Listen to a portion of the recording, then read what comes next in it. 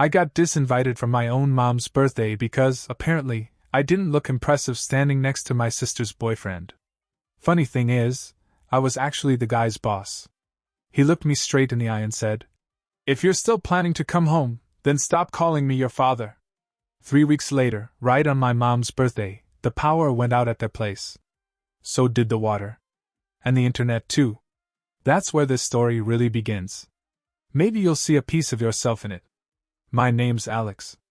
I'm 30 years old, living in a small town about 40 minutes outside of Seattle. Most mornings, I make myself a cup of coffee, check the weather, and drive less than 10 minutes to my office. I co-founded a little tech company that's all about sustainable energy. Not everybody gets what I do, including my own family. To them, I'm still the guy turning wrenches and fixing machines, which doesn't bother me. I've never felt the need to explain anything. When folks ask about my family, my parents or my sister, Sophia, I just offer a small smile and say, "It's been a while since we talked." And that's the end of it. I'm not hiding anything. I just don't see the point in going over it anymore. It's been over 2 years since I last spoke to them. No calls, no texts, no holidays, not even a birthday message. Just a long stretch of silence, like the thread between us snapped, and nobody reached out to tie it back together. I used to believe family was everything. But that belief shattered 2 years ago, right around my mom's birthday. Back then, about 3 weeks before her birthday, I had cleared my schedule and booked a trip to go home. I had the time off and figured I'd arrive a little early, spend a few days helping out like I did every year. Nothing fancy, just wanted to pitch in. I gave my mom a call, but my dad picked up after just a couple rings. "Hey," I told him casually. "I'll be getting there a couple days early this time. Let me know if you need anything picked up or done ahead of the party." At first, he sounded vague, non-committal, really. Then he hesitated. When he finally spoke, there was something off in his voice, like he was trying to hold something back. "Alex," he said, "maybe it's better if you didn't come home this year." I figured he was worried about my workload. "It's all good, Dad," I replied, still holding my warm coffee mug. "Everything's lined up. It's no big deal." But then there was another pause, longer, heavier. His voice came through firmer, but colder this time. "Sophia's bringing her boyfriend over this year." He went on to say the guy was someone important, spoke well, looked sharp, carried himself right. And then he dropped this little gem. "Your job, well, it's a little hard to explain, and it might be best if you didn't come." I could feel heat crawl up the back of my neck. My heart started pounding. I gripped my coffee a little tighter. "Are you serious right now?" I said, not even trying to keep my voice calm. "You actually mean that?" I asked him. He didn't backpedal. Didn't try to soften the blow. He just said it, clear as day. "You'd just be an embarrassment to the family." And then he added, "If you insist on showing up, don't call me your father." The line went dead. Just like that. I lowered the phone slowly, my hand trembling and slick with sweat. The apartment was dead quiet, no TV noise, no footsteps, just me, standing there like I'd been sucker punched. His words kept bouncing around in my head like a broken record. "You'd just be an embarrassment to the family. If you still plan on coming, don't call me your father." For a second, I wondered if I'd misheard him. But I hadn't. Every word, every pause, came through as cold and final as Winterstone. There was no misunderstanding, no accidental slip. That was deliberate. My jaw tightened, and I could feel something stuck in my throat, like a knot refusing to go down. Then all at once, the memories came flooding in. For over 2 years, I'd been paying all their bills, electricity, water, internet, without so much as a thank you. Nobody ever said a word. Now they had the nerve to call me the embarrassment. With my hands still shaking, I picked my phone back up. My head was starting to clear, but there was this weight inside me. I pulled up my banking app and scrolled through my transaction history. I wasn't even angry, I just needed to see the numbers for myself. The bills, power, water, internet, got paid like clockwork, every single month, automatically taken from my account. Month after month, for 2 straight years, nearly $400 disappeared from my bank account like clockwork. I kept scrolling until I reached the bottom. The total? $9,842.17. I stared at it for a long while. Not because I was shocked, but because something inside me had finally settled. It wasn't sadness, or even anger. Just emptiness. Like something inside me had given up. Close to 10 grand spent, and they still called me the shame of the family. As I looked at that long list of payments, one question quietly rose up inside me. Nobody had ever asked it before, not in 30 years. Has Sophia ever done this much for our parents? It wasn't jealousy. I wasn't looking for credit. I just wanted to understand, if I'm the shame, then what's the measuring stick they're using? Nearly $10,000 paid behind the scenes, never once asking for anything in return. Never bringing it up. Just doing it because I thought it was right. And her? Has she ever made a sacrifice? Ever swallowed her pride or stretched her wallet to help them out? Or does she just show up, flash that smile, and charm the room in a pretty dress with a successful boyfriend by her side? I wasn't trying to keep score. I just realized something for the first time. Fairness never meant much in our house. Since I was a kid, I'd gotten used to staying on the sidelines. In family pictures, I was the one off to the side, half hidden, barely looking at the camera. No one ever told me to move aside, but I always did. Sophia was always the star of the show. Birthdays, graduations, even breakups, everything revolved around her. She was always the reason to gather, to comfort, to celebrate. I honestly can't remember the last time someone asked if I was okay. She's 2 years older than me, but our differences were never just about age. Sophia was the golden child, the future everyone bragged about when family came over. And me? If I got mentioned at all, it was like an afterthought. Alex? Oh, he's doing fine, I think. Something with technology. I used to believe that if I worked hard enough, stayed out of trouble, and quietly took care of everything behind the scenes, they'd eventually notice me. I figured they'd look up one day and finally see what I'd been doing for them. Turns out, when folks are used to you being invisible, they don't notice when you disappear. It all started with a phone call from my mom nearly 2 years ago. That was the first time she asked for help with their utility bills, electricity, water, internet. She sounded tired that day. Told me how much the cost of living had gone up, how this month's bills were steeper than usual, and how their retirement income wasn't stretching far enough anymore. Then, after a long pause, she said it real gentle, like she was walking on eggshells. If you could help us out, even just a little, it would mean a lot. And I said sure.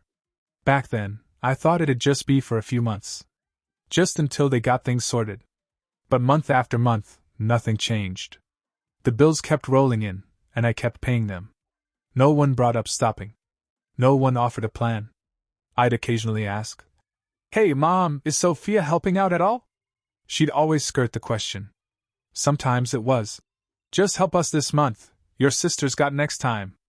Other times it was, "Sophia's taking care of your dad's medical stuff, that's not easy either." She had a whole set of stock answers, and I'd heard them so many times, I could recite them myself. And every time, I just smiled and let it go, even though I knew none of it was true. So I kept on doing what I'd been doing, sending them almost $400 every month, like clockwork. Quietly. Without any fuss. No conditions, no complaints. Not because I didn't care, but because I honestly believed it was the right thing to do. I figured maybe if I kept being dependable, if I just did the responsible thing without drawing attention to it, they'd eventually notice. That maybe they'd appreciate it, even a little. But then came that phone call, the one where my father told me not to come home for Mom's birthday. The one where he said I was the family's shame. After that, everything went quiet. I just sat on the couch, stunned, holding my phone like it weighed 100 pounds. I wasn't angry anymore. Not heartbroken either. What I felt was simple and clean, enough. That was the only word that rang clear in my head. So I opened up my banking app and scrolled down to the list of automatic payments, the ones I'd set up for their power, water, and internet. And one by one, I canceled them. Just like that. Not out of spite. Not to teach them a lesson. I did it softly, like I was closing the door to a room I no longer belonged in. Because in that moment, all I was trying to hang on to was the one thing they hadn't already stripped from me, my self-respect. About a week passed before I heard from my mom again. She texted me in that same sweet tone she always used when she wanted something. There was no mention of what had happened, no apology. Just this. The internet bill's due. Can you take care of it? I stared at the message for a bit, then put the phone down. I didn't even feel angry. I didn't respond, not to prove a point, but because the first thing they said wasn't, "How are you?" or, "Can we talk?" It was just another request. Pay the internet bill. That was all they had to say. So I stayed quiet. And in that silence, I found all the clarity I needed. 2 weeks later, my dad called. The phone rang a few times, then stopped.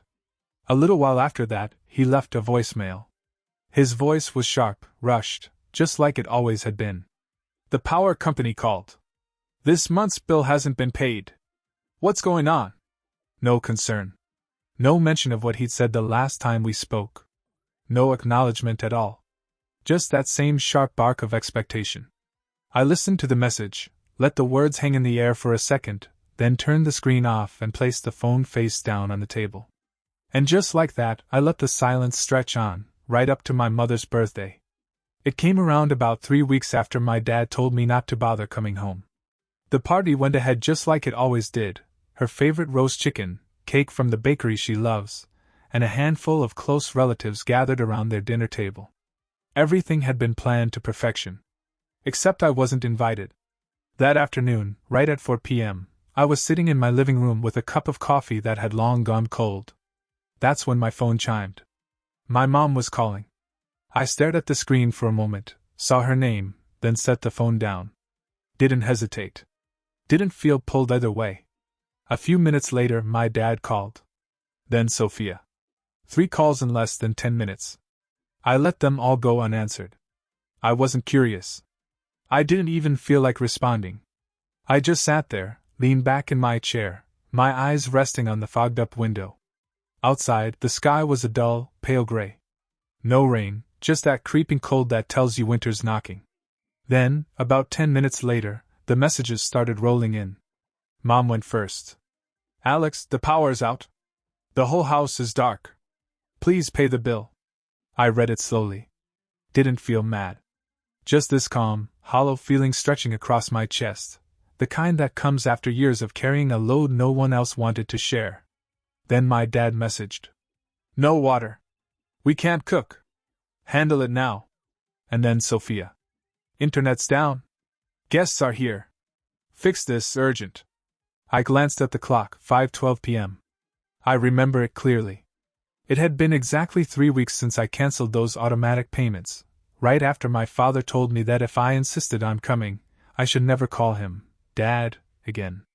And now, in the middle of the birthday party, they told me not to attend. Everything had started to shut down: power, water, internet. All of it cut off when they needed it the most. I didn't call. Didn't text back. I didn't feel the need to explain a thing. I just sat there, gently turning the cold coffee cup in my hands, my eyes still fixed on that window, as if I could see past it. And that's when it hit me: they weren't calling because they missed me. They were calling because there was no one left to carry the weight. Around 6 p.m., the phone started buzzing again. This time, it didn't stop. But it wasn't my parents or Sophia anymore. It was the extended family, the ones who only show up on holidays, yet somehow think they have a say in how I live my life. Their messages came in waves. Some folks called me disrespectful. One flat out said, "You embarrassed your mother in front of everyone." Another took a quieter route, but it hit just as hard. "Your sister was right. People like you shouldn't show up and ruin a happy day." I read every word without replying. Not because staying quiet meant I agreed, but because I was just worn out from explaining myself to people who always stood with the loudest voice in the room instead of what was actually right. I was just about to set my phone down when the screen lit up again. Aunt Lauren was calling, video, through this old app only she and I still used. We stuck with it because we were the only ones who still believed in looking each other in the eye when it mattered. I hesitated, then answered on the second ring. Her face appeared on screen, partly lit by that warm yellow glow in her kitchen, a place I knew like the back of my hand. Every chipped tile, every squeaky drawer. But tonight, the kitchen felt off. The background buzzed with forks clinking, awkward laughter, and scattered small talk. She looked at me, her eyes full of worry and warmth. "You're not going to pay it, Alex?" she asked gently, like she was trying to feel out the edges of what had happened. I met her eyes and took a breath, pulling up something I'd buried a long time ago. My voice came out slow, heavy. "It was Dad, Auntie. He told me not to come. Said if I showed up anyway, I shouldn't call him my father anymore." She went quiet. Her eyes shifted, scanning the room behind her. And just then, the calm fell apart. I heard my mother through the noise. "Tell him I'm ashamed of him. On this day, of all days, how could he do this?" Dad snapped back, louder. "It's not that deep. It's just a few bills. What kind of man gets petty over money?" Then came a different voice, probably my uncle, saying, "Poor Sophia. Imagine having a brother like that." Footsteps approached the camera, and Sophia popped into view behind Aunt Lauren. Her arms were crossed, and her face curled up in frustration. He even answered the call. "Mom's been crying all day. Does he even care?" Seriously, no shame. I didn't speak. I just watched, quiet and steady, like silence was the only armor I had left. I was about to hang up when another face slid into view from the side of the screen. A young man, sharp haircut, dark suit, eyes full of confusion. Then he offered a hesitant smile. "Hey, boss," he said, voice unsure, like even he wasn't certain those words belonged here. I froze. I leaned in without realizing it. I hadn't expected him, not here, not on the night they all decided I wasn't good enough to be around. I looked at him for a second, and then it all made sense. His tone, his face, it clicked. He was one of the new hires from our southern branch. We traded a few emails. He'd sent me a couple of reports. I had no clue he was Sophia's boyfriend, the one they were all trying so hard to impress. Aunt Lauren turned, and the kitchen went dead quiet. Then I heard a whisper. "Wait, what did he call Alex?" Another voice followed, confused. "Boss? Wait, Alex is Sophia's boyfriend's boss?" The room filled with rising whispers, all overlapping, all uncomfortable. And me? I just watched, still quiet. No nod, no denial. Just waiting. Then the young man straightened up, looked past the camera, and spoke loud enough for everyone to hear. "In case you didn't know, I work at Pacific TerraTech. Mr. Alex is one of the company's co-founders." You could hear a pin drop. The silence wasn't awkward, it was stunned. I didn't need to say a thing. I just gave a small nod, lips pressed together. He looked back at the screen, wide-eyed. I said in a calm, even voice, like I'd been saving the words just for him, "Hope your big introduction goes well." Then I ended the call. That night I slept like a rock. No tossing. No waking up with old questions gnawing at me. For the first time in years I felt light. Not because I got even, but because, for once, they saw me for who I really was. Next morning, before the sun made it through the curtains, I checked my emails like I always did. Usual work stuff. A few reminders. Some accounting notes. Then I saw a name I didn't recognize. Hudson Kane. I opened the email. The first line hit me hard. "I'm sorry. I didn't know you were Sophia's brother. I've always respected you at the company." I raised an eyebrow, leaned back into the pillow, and kept reading. Hudson said he was honestly shocked to learn he was dating my sister. And without dancing around it, he wrote, "I didn't expect her to be like that. I'll be ending this relationship. Thank you for not putting me on the spot in front of everyone." I rested the phone on my chest and closed my eyes. Took a minute.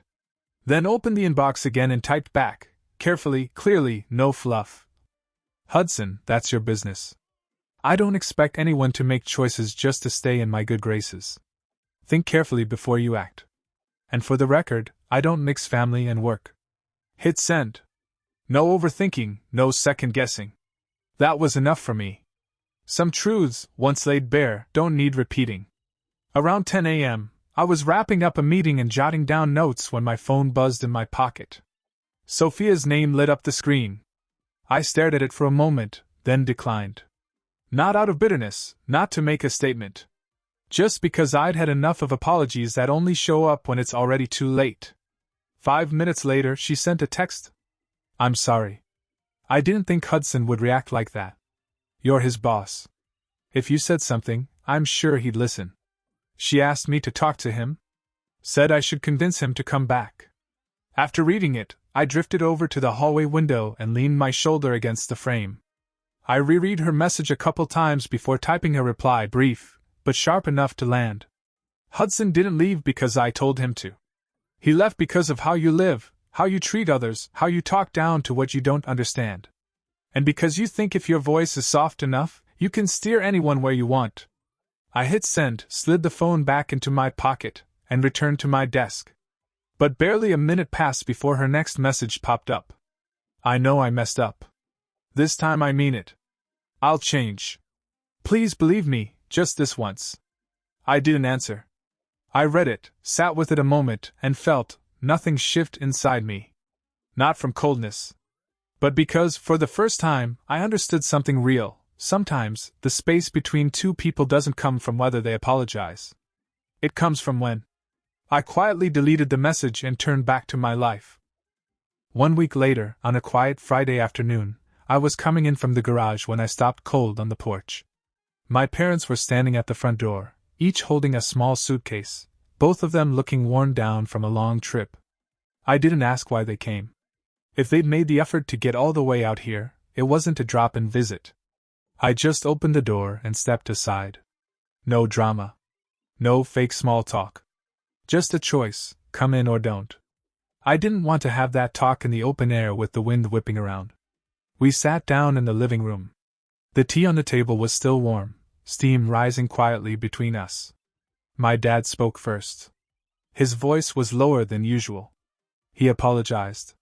Then my mom added her piece, saying they'd taken some time to think things through. Maybe they had gone too far, and maybe it should have never reached this point. I didn't interrupt. I just listened, trying to figure out if this apology was the closing chapter of the past, or the first sentence of something manipulative. And just like that, the shift came. We're family, Alex, my father said. And family helps each other. We raised you, sent you to school, a part of everything you have comes from us, right? I kept my face still, but I sat up a little straighter. Then my mom jumped in, her voice soft like she was making a reasonable suggestion. If you could maybe send us about $2,000 a month, just to help out a little. That's not much for someone like you. I looked at them, these same people who once decided I was too shameful to show up to a family event. And now they were sitting in my home, putting a dollar value on their regret. $2,000 a month. Not as a loan. Not with a thank you. Just because I was their son. To them, my success wasn't something I had earned, it was something I owed. I let out a small chuckle. Not mocking. Just the kind of laugh you give when the story someone's telling doesn't line up with reality. I looked directly at them. They stared back like they were waiting for me to agree. But I wasn't mad. Not anymore. I'd outgrown that reaction. So I leaned back, calm and measured. What about Sophia? How much is she going to contribute every month? The room stilled. The air around us pulled tight. Dad glanced at Mom. She answered slowly. Your sister's job, it's still unstable. And the breakup with Hudson, it's taken a toll. I gave a slow nod, unsurprised. Same old excuses, just wrapped in a softer tone. I met their eyes. Well, if Sophia agrees to give you $2,000 each month, I'll match it. No more, no less. They just looked at me, trying to figure out if I was bluffing. I kept going, calm as ever. Or, if you want me to take on the whole amount, I'll need something in writing. A legal agreement that after you both pass, the house comes to me outright. Then I went quiet. No added pressure. Just waited. It was the first time I'd ever set terms for something they'd always assumed I owed them by default. That silence sat heavy. Then suddenly, my dad stood up.